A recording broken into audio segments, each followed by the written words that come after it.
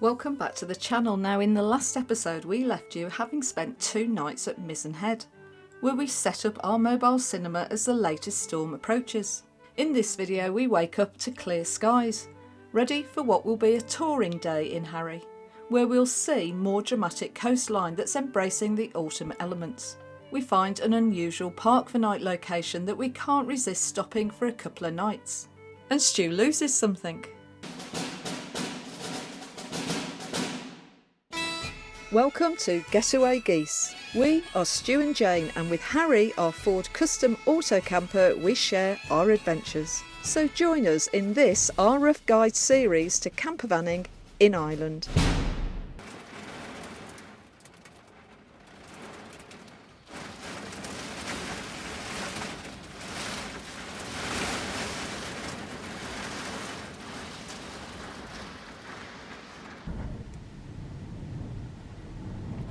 We keep getting bands of rain in between the blue skies.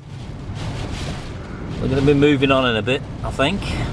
The white waves, there's a lot more today. It feels windier today, but it says that it's only 40 mile an hour winds. The other night it was 70 mile an hour gusts, but it's blowing the van a bit, so we're going to move in a bit.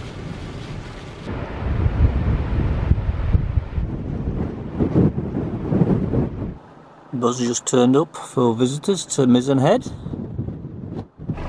So out there is Fastnet. I'll try and zoom in, but it's so windy. I'm struggling with the camera.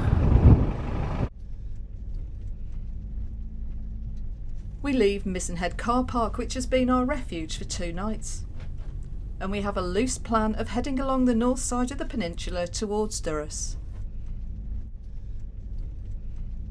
Now, we may stay 1 more night on the peninsula if we can find the right place, but if not, we'll head to Sheep's Head. Today is a fantastic driving day, with the back end of the storm moving north away from us. We pull in to look across to Brow Head. That's the watchtower and where the Marconi signalling station was we visited the other day.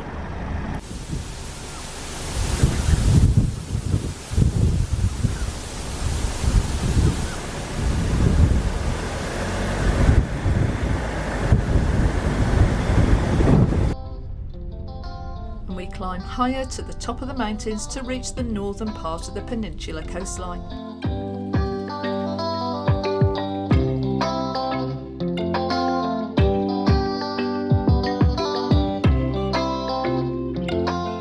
The turquoise sea really stands out, separating this peninsula from the Sheep's Head Peninsula in the distance.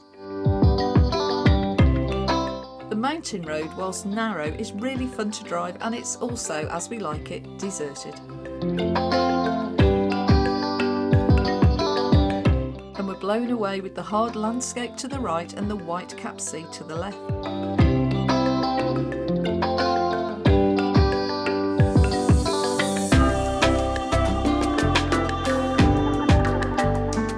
And it's days like this that really make having a camper van a pleasure.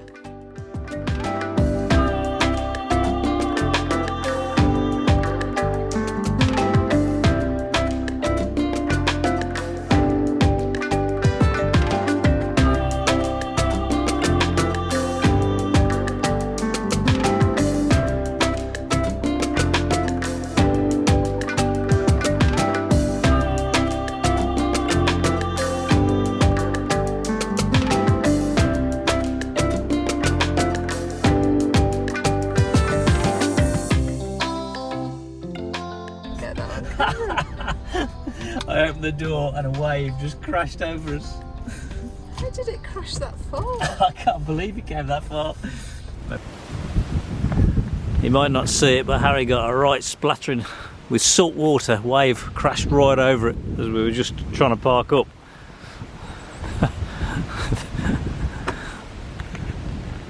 Good job I had my rust treatment, I think. We pass this burial site called Kilheengull, which is like some that we've seen where the building has fallen into disrepair, but it still has a really peaceful feel about it.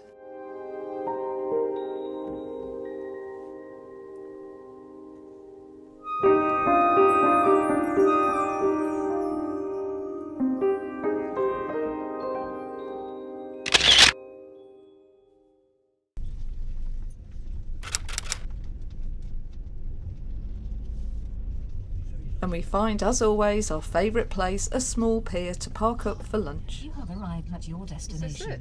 Wow. Now, this is also on Park for Night as a stopover, but it's a little bit too slopey for us. Plus, it's also way too early to be thinking of parking up for the day.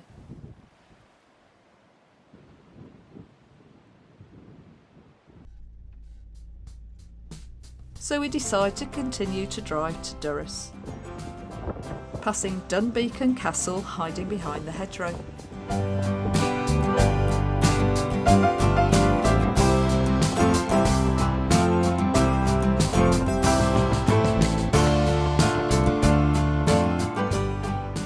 Here, we stopped. Maybe we're stopping for the view. Oh, no, it's a school bus. It's dropped the ladder. So we just pulled into Durras, which is the end of the Mizzen Head Peninsula really, and start of the Sheep's Head Peninsula. So we've just come in here, we're going to get a bit of shopping. The clouds have just opened up, so it's absolutely pouring with rain. Right, do you want to go shopping then? Not really. I don't know if you can see over there. It's actually blue skies and white clouds.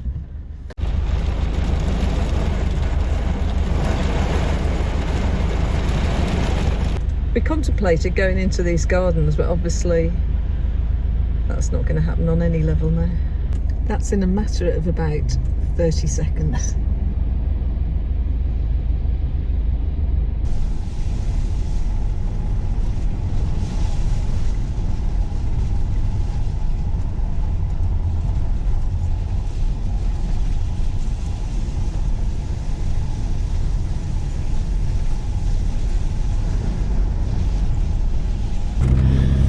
So we just got on a Park for Night just outside Durras. Yeah. There was a couple have got a piece of land right on the sea, and they just allow people to park for night, no fee. It doesn't say what it is. Yeah, so it's this grass area here. Oh, okay. So,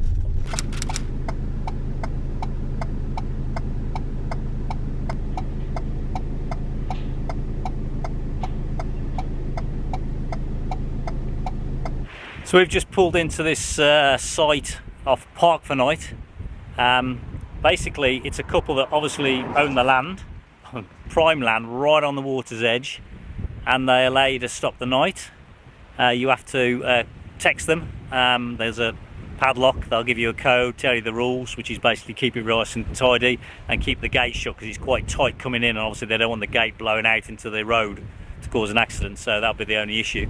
But what a fantastic location.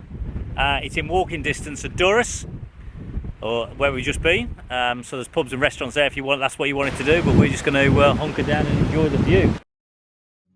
Well, scrap that, we decide to go for a walk into Durras. And a quick selfie to record the moment. It's a fairly busy road, but there's a footpath for most of the way.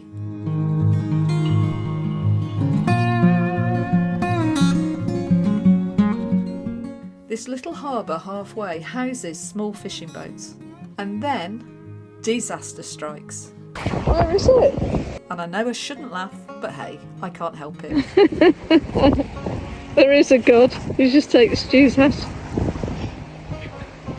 Where's my hat?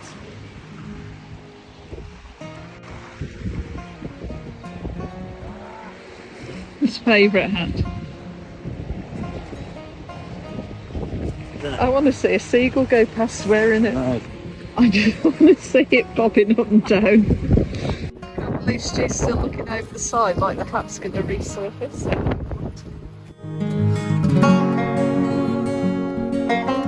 This beautiful building was a grain store, and it was built to store the grain for shipment to England during shortages in the Napoleonic War. In the late 1840s, it was then used as a workhouse, but by 1850 it was no longer used. We carry on past St James Church and take a detour along this stream.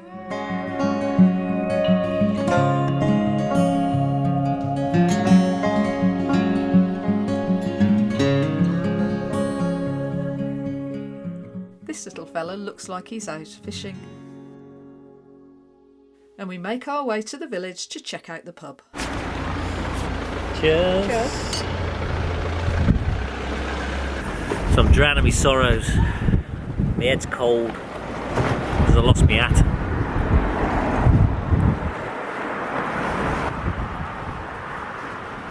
Well, it's not a bad start to the Sheep's Head Peninsula. We only went about 100 metres. In fairness. Found a place which I have to say is a fantastic place. Oh, the It was Parkland Parkland Night, Night yeah. is just, you know, what they're doing and how they're doing it is just brilliant. Yeah, it'd be great if everyone did that, wouldn't it? Yeah, yeah. It feels so secure. It's only place for 2 places, but it's all hard sanding as well. I was about to drive past it because I didn't think I thought it was on grass, and I thought, you know, with all the rain, I didn't want to stop on grass. But after a passing shower, Stu enjoyed his Guinness, and then we amble back to Harry.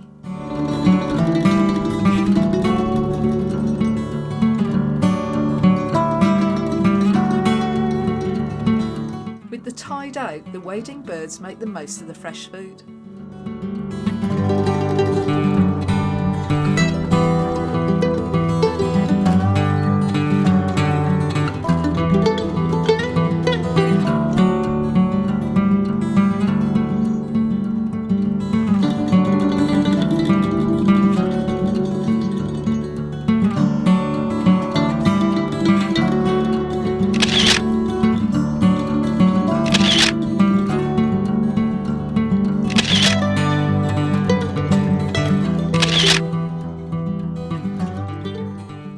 So I've taken the curry sauce and I've added some of the char grilled peppers in. It's more of a Balti type thingy jobby. I should enjoy that. So we're on emergency rations tonight. This is the food from the night before, or the night before the night before. So I've got curry. Jane's got pasta. And we bulked it out a bit with bits and pieces. We're making the best of it, and we're going to eat out the pans because we can. I have to say today's been really good. I've enjoyed the drive today. Then we've had a walk into Durrus, and we've just had a nice little moment in the pub, speaking to the locals and an American. His little face. So we went into a pub and we met an American that's been travelling around Ireland for 3 months since July. He's sort of he's maxing his 90 days out. Yeah, isn't he's got a tent on his back and he's like literally walking around the island.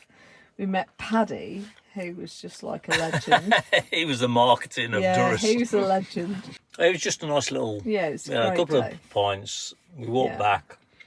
I lost my hat. I'm not bitter No, about you it. lost your hat before you went. Yeah. And he's like, really, just We're going to stay for 2 nights, so we just text the owners of the site to see if we could stop a second night, and they said, yeah, stay as long as you like. So we said, we'll see them at Christmas Day. They're going to hate us when we go, Christmas.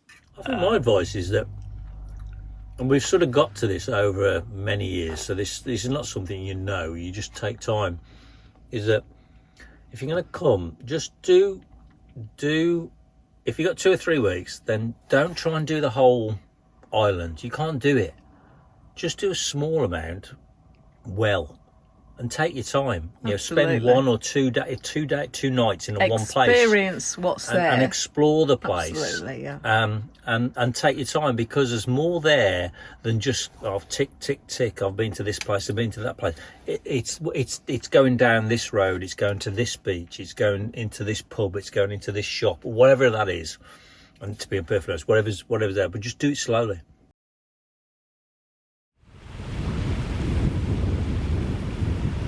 Well, the following day we decide to go on a short circular walk, finding some really interesting derelict houses.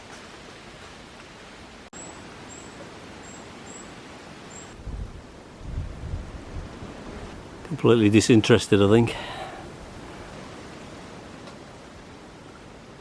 There's something unnerving about being in a field with a man with a red jacket when there's balls and cows. And we soon find our way back to the shoreline.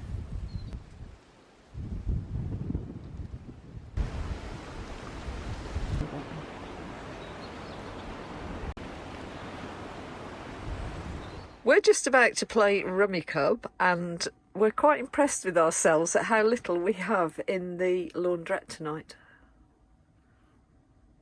Yes, we've had a little housekeeping day today, haven't we? We tidied have, the yeah. van out, which we didn't film, which we should have done. But anyway, We've done the floors and we've done the floors, just tied out the fridge, just little bits and pieces, and it just sort of makes the difference. It just needed a little bit of a spruce up.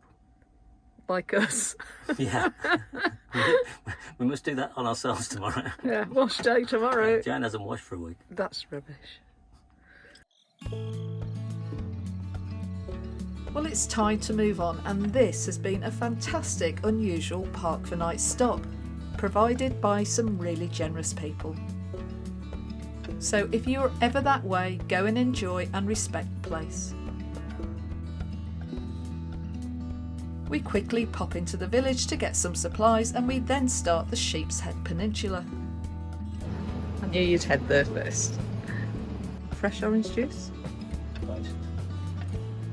So join us in the next episode as we unearth a different landscape.